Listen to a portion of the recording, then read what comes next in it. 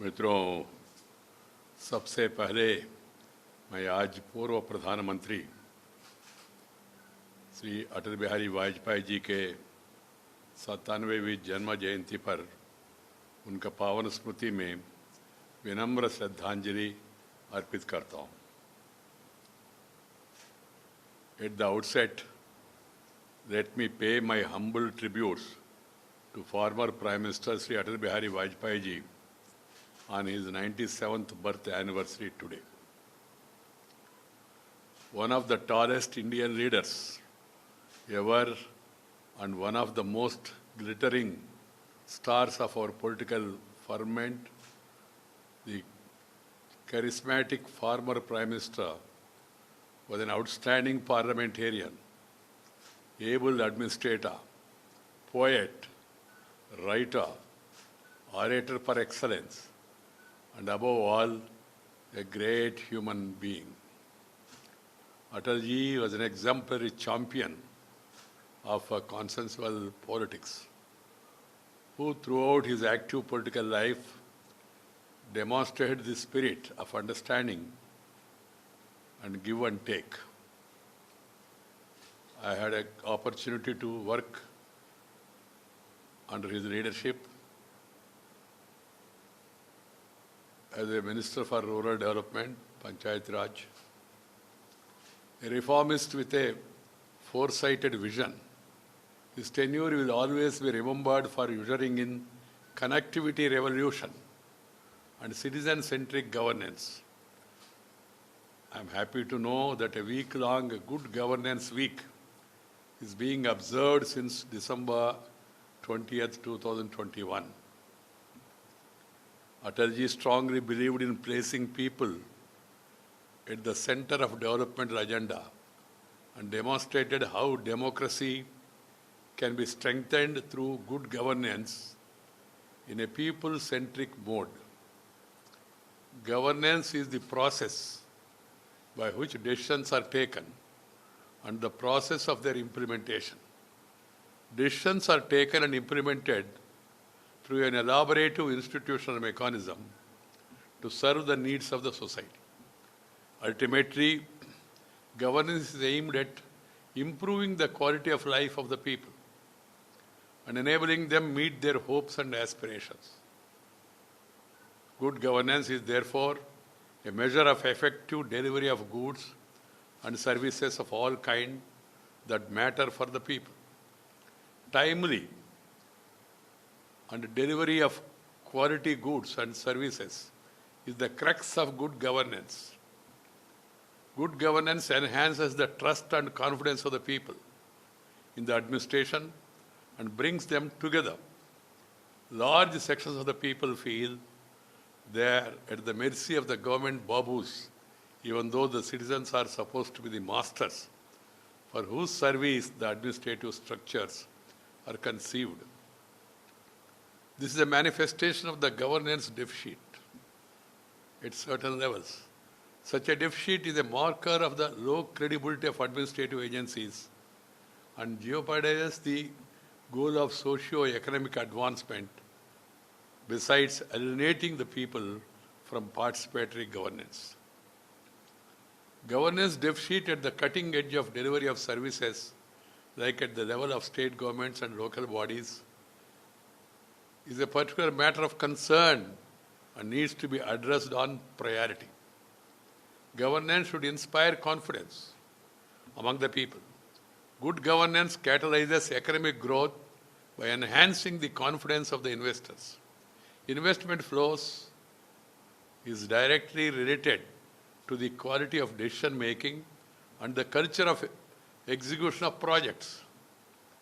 Inordinate delays and the attendant cost and time overruns speak poorly of governance.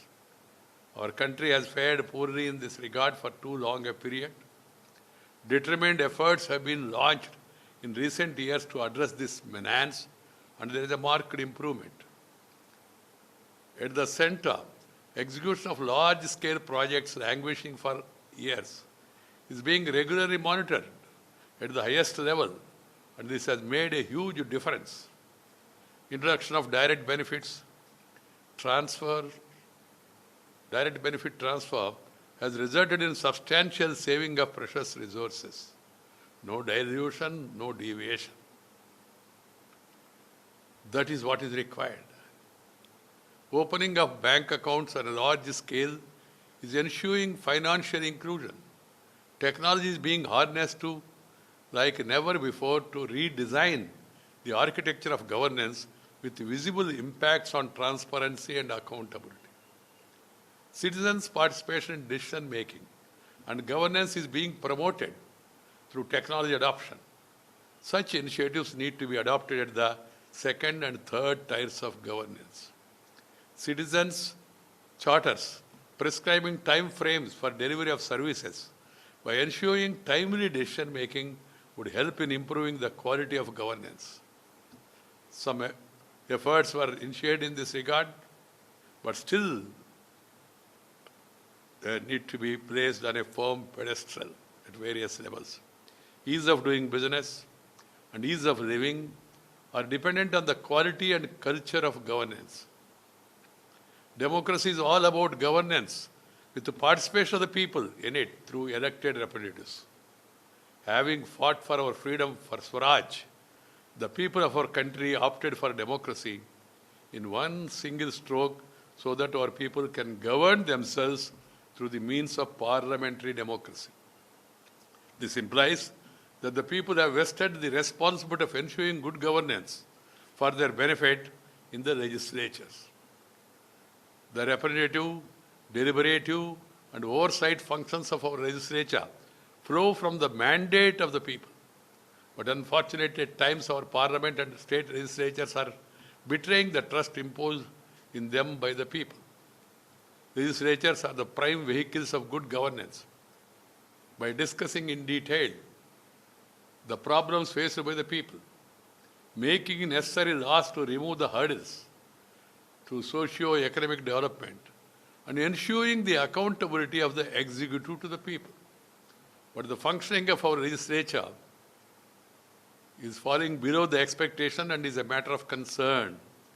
In the 75th year of our independence, we find our nation lagging behind some of the countries in the region who were behind us in the middle of the last century.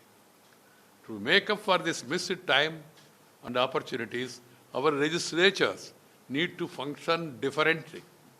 The function of ensuring accountability of the executive to the people by the elected representatives has a lot to do with ensuring good governance. Rules of procedure of the legislature offer a variety of instruments to effectively discharge this important oversight function.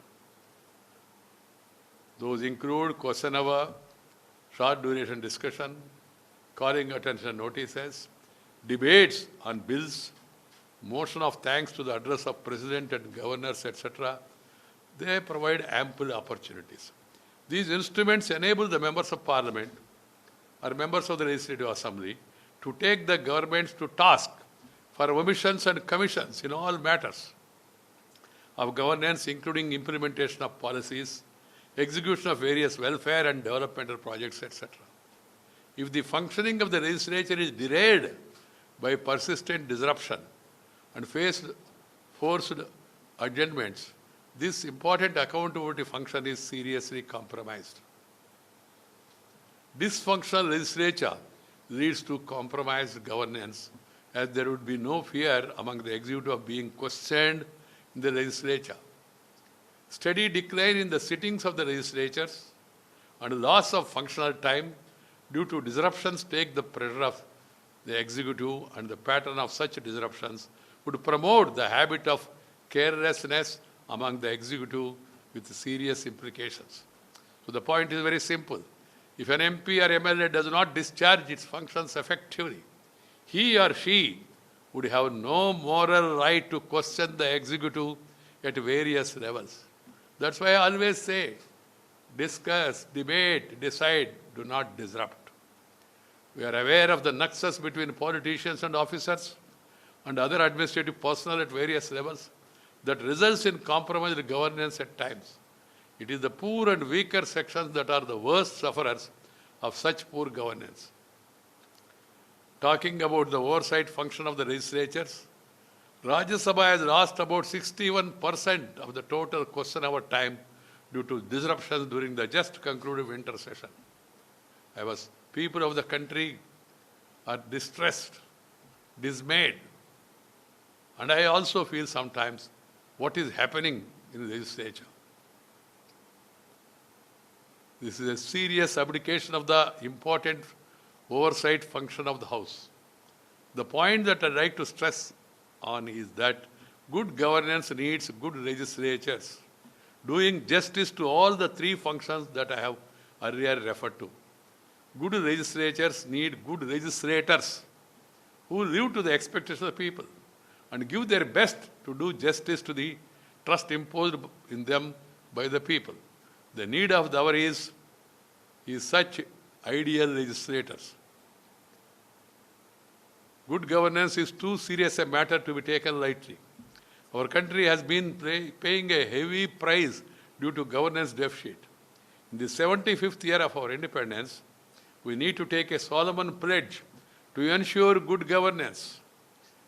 That is the befitting tribute we can pay to the late Sri Atal Bihari Vajpayee ji on his birth anniversary, as he dreamt of such good governance and strived to ensure it in various capacities as a parliamentarian, minister, and prime minister. I convey my best wishes to the people and hope that they all will draw inspiration from the life of Sri Atal Bihari Vajpayee ji. Thank you very much. Namaskar. Jai Hind.